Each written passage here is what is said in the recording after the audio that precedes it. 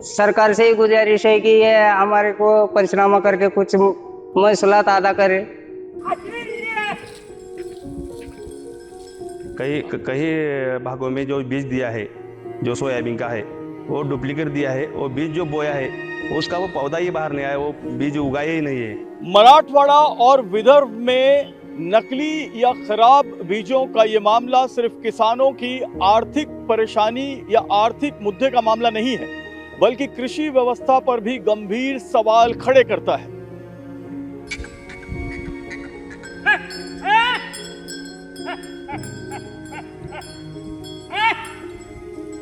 हमारा 3 एकड़ खेत है साहब, और 3 एकड़ खेत में मैंने पेरनी किया था, 3 बैग डाला था मैंने, तो फसल वापी नहीं है।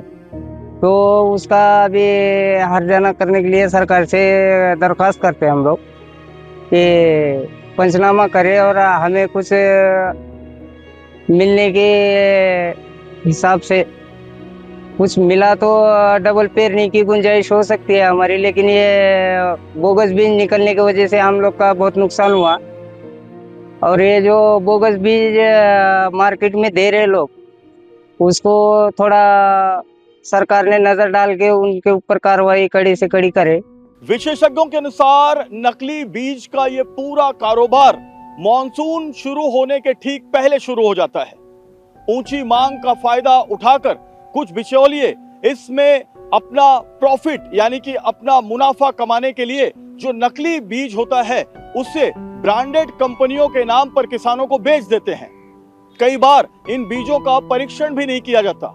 कई बार इनकी उर्वरक गुणवत्ता और इनके बीज के पनपने का जो परीक्षण होता है, वैज्ञानिक परीक्षण होता है, उसे भी नहीं किया जाता और इन नकली बीजों को ब्रांडेड कंपनियों के पैकेट में लगाकर इन नकली बीजों को सामान्य दाम में किसानों तक पहुंचाया जाता है।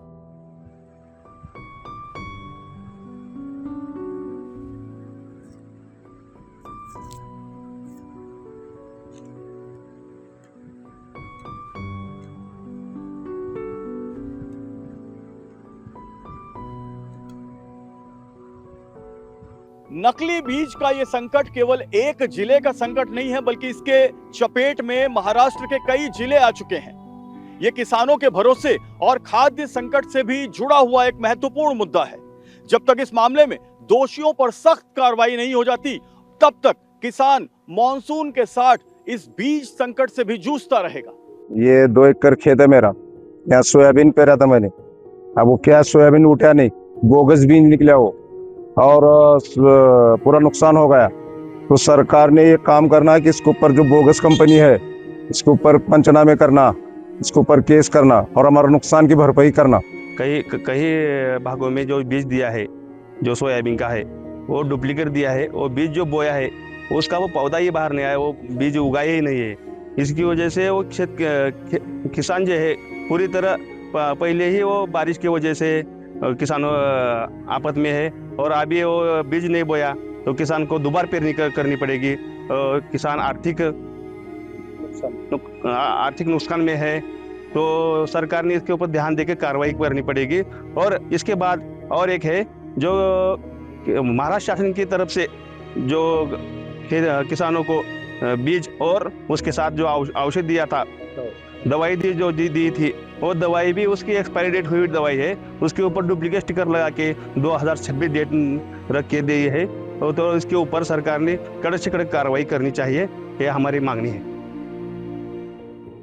किसानों के माध्यम से जहाँ जहाँ पे सोयाबीन का जो बीज बोया गया था, तो उसके ना उगने के बारे में बहुत सारे लोगों ने प्रशासन को भी तकरार की थी। मुझे भी व्यक्तिगत रूप से इसके बारे में बताया गया था।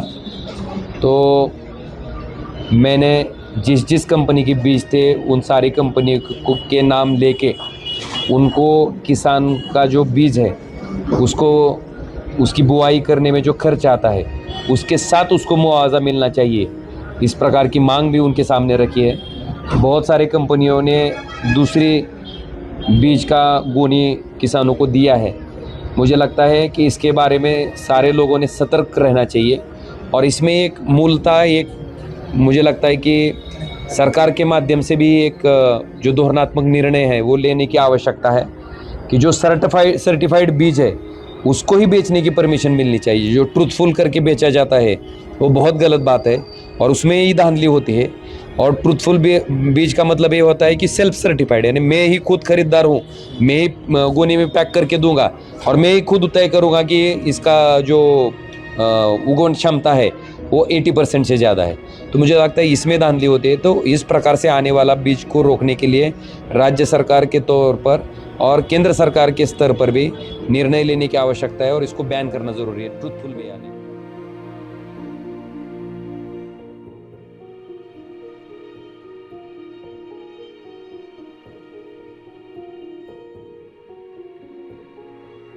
नकली बीजों का ये मामला अब खेतों से निकलकर राजनीतिक गलियारों तक पहुंच चुका है। लेकिन सवाल ये है कि आखिर किसानों को राहत कब मिलेगी, किसानों को उनका मुआवजा कब मिलेगा। जो किसान बुआई, जुताई और सिंचाई के साथ मजदूरी में हजारों रुपए कर्ज लेकर खर्च कर चुके हैं, उनको उनका पैसा वापस कब मिलेगा। सवाल ये भी है कि ये किसान अब दोबारा बुआई कैसे करेंगे, उन्हें दोबारा बुआई करने के लिए भी पैसों की जरूरत पड़ेगी। महाराष्ट्र सरकार को इस मामले में स्पेशल इन्वेस्टिगेशन टीम बनाकर गहन जांच करवानी चाहिए और इस मामले में कृषि अधिकारी जो भी इसमें दोषी है, बीज बनाने वाली कंपनियां जो भी इसमें दोषी है, उस पर कड़क कार्रवाई करनी चाहिए। कैमरामैन साईं दत्त, आसिफ और छगन के साथ जयप्रकाश सिंह, TV9 भारतवर्ष, मुंबई।